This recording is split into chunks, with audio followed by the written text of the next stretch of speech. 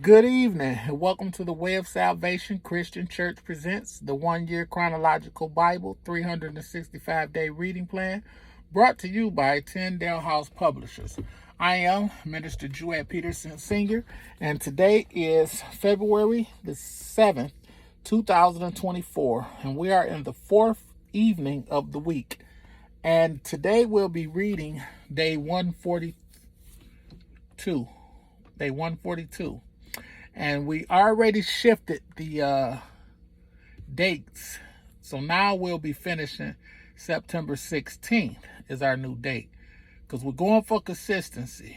So you'll notice the difference when I on the profile picture for this reading. I'll have the updated date on there. So we're not 223 days behind anymore, because yesterday, February 5th, was the day that we were supposed to finish, because I started February 5th, 2023. Now it's February the 6th, 2024. So we didn't make it in a year. We missed some time, missed a lot of days, but we're still here.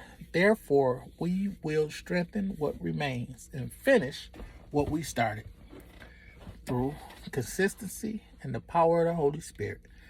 And day 142 consists of 1 Kings chapter 7, 2 Chronicles chapter 3 verses 15 through 17, and 2 Chronicles chapter 4. And we will be reading from the New Living Translation.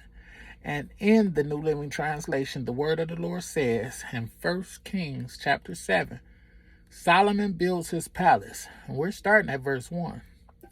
Solomon also built the palace for himself, and it took him 13 years to complete the construction. One of Solomon's buildings was called the Palace of the Forest of Lebanon. It was 150 feet long, 75 feet wide, and 45 feet high. There were 4 rows of cedar pillars, and great cedar beams rested on the pillars. The hall had a cedar roof. Above the beams on the pillars were 45 side rooms, arranged in 3 tiers of 15 each. On each end of the long hall were 3 rows of windows facing each other. All the doorways and doorposts had rectangular frames and were arranged in sets of 3 facing each other. Solomon also built the Hall of Pillars, which was 75 feet long and 45 feet wide. There was a porch in front, along with the canopy supported by pillars. Solomon also built the throne room, known as the Hall of Justice, where he sat to hear legal matters. It was paneled with cedar from floor to ceiling. Solomon's living quarters surrounded a courtyard behind this hall, and they were constructed the same way. He also built similar living quarters for Pharaoh's daughter, whom he had married. From the foundation to the eaves, all these buildings were built from huge blocks of high-quality stone, cut with saws and trimmed to exact measure on all sides. Some of the huge foundation stones were 15 feet long, and some were 12 feet long. The blocks of high-quality stone used in the walls were also cut to measure, and cedar beams were also used.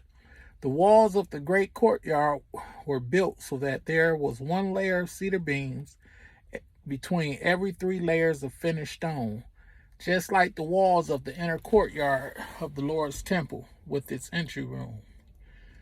Furnishings for the temple is the next section. We're at verse 13. King Solomon then asked for a man named Hiram to come from Tyre. He was half Israelite, since his mother was a widow from the tribe of Naphtali, and his father had been a craftsman in bronze from Tyre. Hiram was extremely skillful and talented in any work in bronze, and he came to do all the metalwork for King Solomon.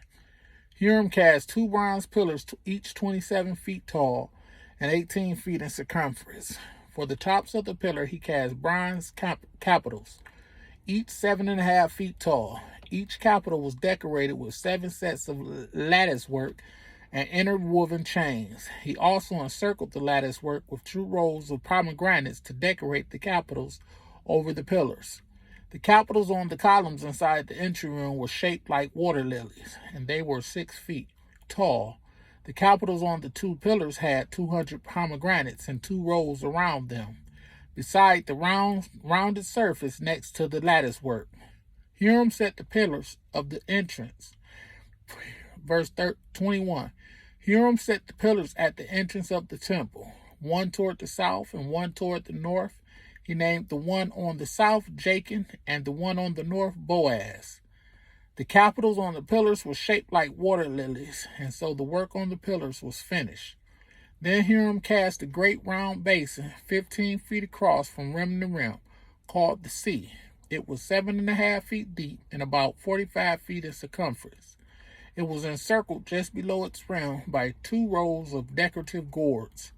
There were about 6 gourds per foot all the way around, and they were cast as part of the basin. The sea was placed on a base of 12 bronze oxen, all facing outward.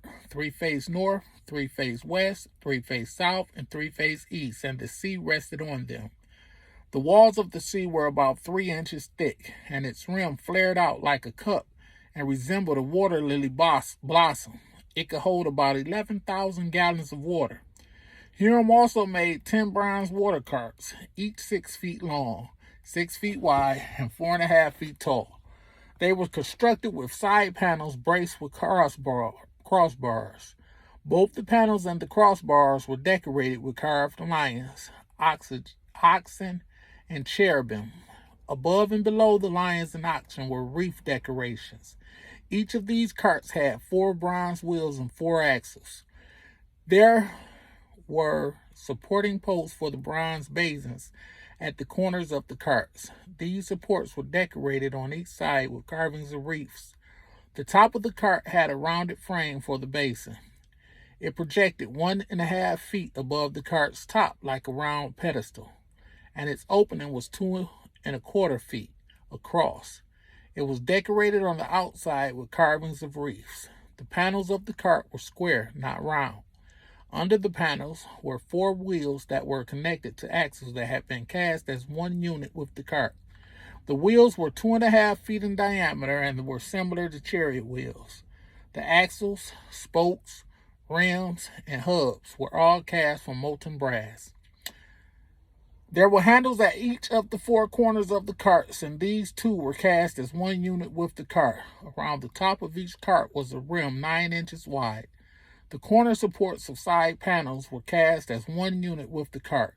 Carvings of cherubim, lions, and palm trees decorated the panels and corner supports whenever there was room, and there were wreaths all around.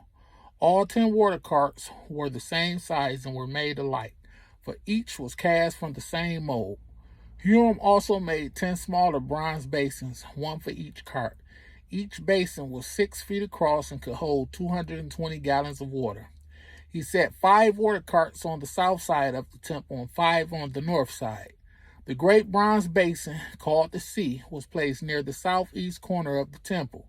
He also made the necessary wash basins, shovels, and bowls. So at last, Huram completed everything King Solomon had assigned him to make for the temple of the Lord. The 2 pillars, the 2 bowl-shaped capitals on the top of the pillars, the 2 networks of interwoven chains that decorated the capitals, the 400 pomegranates that hung from the chains on the capitals, 2 rows of pomegranates for each of the chain networks that decorated the capitals on the top of the pillars, the 10 water carts holding the 10 basins, the sea, and the 12 oxen under it, the ash buckets, the shovels, and the bowls. Huram made all these things of burnished bronze for the temple of the Lord, just as King Solomon had directed. The king had them cast in clay molds in the Jordan Valley between Succoth and Zarethan. Solomon did not weigh all these things because there were so many. The weight of the bronze could not be measured. Solomon also made all the furnishings of the temples of the Lord: the gold altar, the gold table for the bread of the presence, the lampstands of solid gold, 5 on the south and 5 on the north, in the front of the most holy place, the flower decorations, lamps, and tongs, all of gold, The small bowls, lamp snuffers, bowls, ladles, and incense burners, all of solid gold. The doors of the entrances to the most holy place and the main room of the temple with their fronts overlaid with gold. So King Solomon finished all his work on the temple of the Lord. Then he brought all the gifts his father David had dedicated, the silver, the gold, and the various articles, and he stored them in the treasuries of the Lord's temple. Next, we'll be reading 2 Chronicles chapter 3, starting at verse 15. For the front of the temple, he made 2 pillars that were 27 feet tall, each topped by a capital extending upward another 7.5 feet. He made a network of interwoven chains and used them to decorate the tops of the pillars. He also made 100 decorative pomegranates and attached them to the chains. Then he set up the 2 pillars at the entrance of the temple, one to the south of the entrance and the other to the north. He named the one on the south Jachin and the one on the north Boaz. And our last, third and final section is 2 Chronicles chapter 4, furnishings for the temple. Starting at verse 1. Solomon also made a bronze altar 30 feet long, 30 feet wide, and 15 feet high. Then he cast a great round basin, 15 feet across from rim to rim, called the sea. It was 7.5 feet deep and about 45 feet in circumference. It was encircled just below its rim by 2 rows of figures that resembled oxen. They were about 6 oxen per foot. There were about 6 oxen per foot all the way around, and they were cast as part of the basin. The sea was placed on a base of 12 bronze oxen, all facing outward. 3 faced north, 3 faced west, 3 faced south, and 3 faced east. And the sea rested on them. The walls of the sea were about 3 inches thick, and its rim flared out like a cup and resembled a water lily blossom. It could hold about 16,500 gallons of water. He also made 10 smaller basins for washing the utensils for the burnt offerings. He set 5 on the south side and 5 on the north, but the priests washed themselves in the sea. He then cast 10 gold lampstands according to the specifications that had been given, and he put them in the temple. 5 was placed on the south wall, and 5 were placed against the north wall. He also built 10 tables and placed them in the temple, 5 along the south wall and 5 along the north wall. Then he molded 100 gold basins. He then built the courtyard for the priests and also the large outer courtyard. He made doors for the courtyard entrances and overlaid them with bronze. The great bronze basin called the sea was placed near the southeast corner of the temple. Huram Abi also made the necessary wash basins, shovels, and bowls.